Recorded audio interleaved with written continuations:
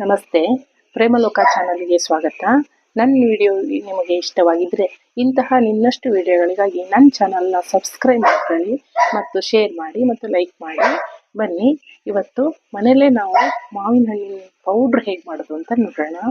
Juice powder ಹೇಗೆ ಮಾಡೋದು ಅಂತ ನೋಡೋಣ. ಇವಾಗ ನಾನು ಒಂದು 4 ಮಾವಿನ ಹಣ್ಣು ತಗೊಂಡಿದ್ದೀನಿ.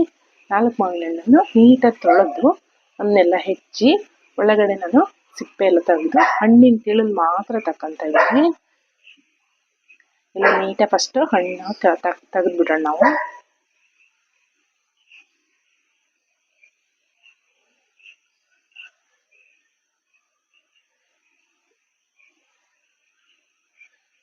ತುಂಬಾ ರುಚಿಯಾಗಿರುತ್ತೆ ಈ ತರ ಹಿಂಗೆಲ್ಲ ತೆಗೆದ್ಬಿಡಿ ಅಂತ ಹೇಳ್ತೀನಿ.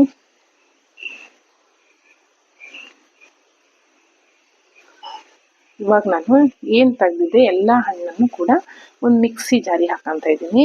ಇದನ್ನ ನಾವು ನೈಸಾಗಿ ಪೇಸ್ಟ್ ಥರ ಮಾಡ್ಕೋಬೇಕು. ಹಾಗಾಗಿ ಇವಾಗ ನೋಡಿ ನಾನೊಂದು ಮಿಕ್ಸಿ ಜಾರ್ ತುಂಬ ಆಗಿದೆ ಇದು. ಇವಾಗ ನಾನು ಇದಕ್ಕೆ 1-2 ನಿಂಬೆಹಣ್ಣು ಬೇಕಾಗುತ್ತೆ. ಇಷ್ಟಕ್ಕೆ 2 ನಿಂಬೆಹಣ್ಣನ್ನು ಹುಳಿ ಹಿಂಡ್ತಾ ಇದ್ದೀನಿ. ಅದಕ್ಕೆ ಹುಳಿ ಹಾಕಿದರೆ ಜ್ಯೂಸ್ ಕುಡಿಯೋ ಫೀಲ್ ಬರುತ್ತೆ ಅಂತ. ಬರೀ ಇಲ್ಲ ಅಂದರೆ ಮಾವಿನ ಹಣ್ಣು ಸಕ್ಕರೆ ಬರೀ ಅಷ್ಟೇ ಅನಿಸುತ್ತೆ. ಹಾಗಾಗಿ ಸ್ವಲ್ಪ ನಿಂಬೆ ಹುಳಿ ಹಾಕ್ಬೇಕು ನಾವು. ನಿಂಬೆ ಹುಳಿ ಹಾಕಿದ್ರೇ ಚೆನ್ನಾಗೋದು. ಇವಾಗ ನಾನು ಮಾವಿನ ಹಣ್ಣನ್ನು ಪೇಸ್ಟ್ ಮಾಡಿ ಬೌಲಿಗೆ ಹಾಕ್ತಾ ಇದ್ದೀನಿ. ಈ ಥರ ನೈಸಾಗಿ ರುಬ್ಕೋಬೇಕು. ಇದನ್ನ ನೈಸಾಗಿ ರುಬ್ಬಿ ಈ ಥರ ಹಾಕ್ಬಿಡಿ. ಎಲ್ಲ ನಾವೇನು ಮಾಡ್ಕೊಂಡಿದ್ವಿ ಇಷ್ಟ ತನಕ ಎಲ್ಲದನ್ನು ನೀಟಾಗಿ ಹಾಕ್ಬಿಡೋಣ ಇದಕ್ಕೆ.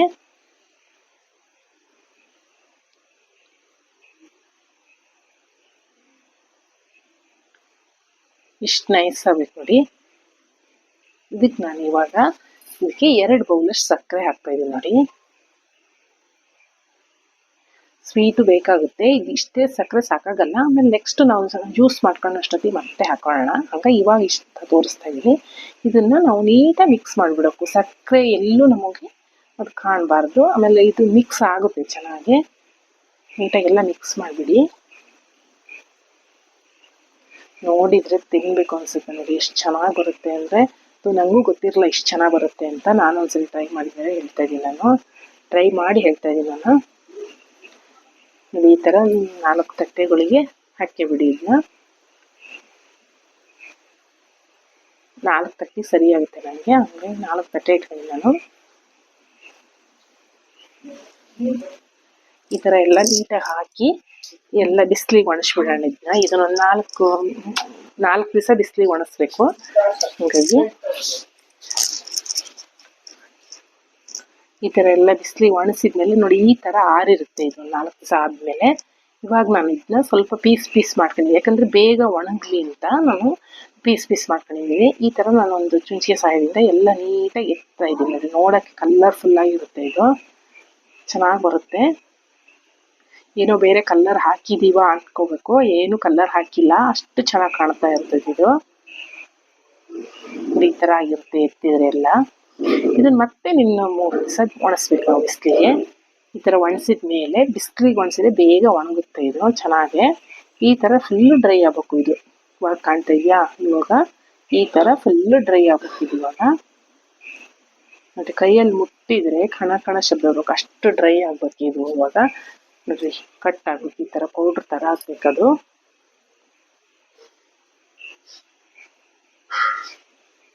ಇಷ್ಟ ಆಗಬೇಕು. ಹಿಂಗಾದರೆ ಸಾಕು.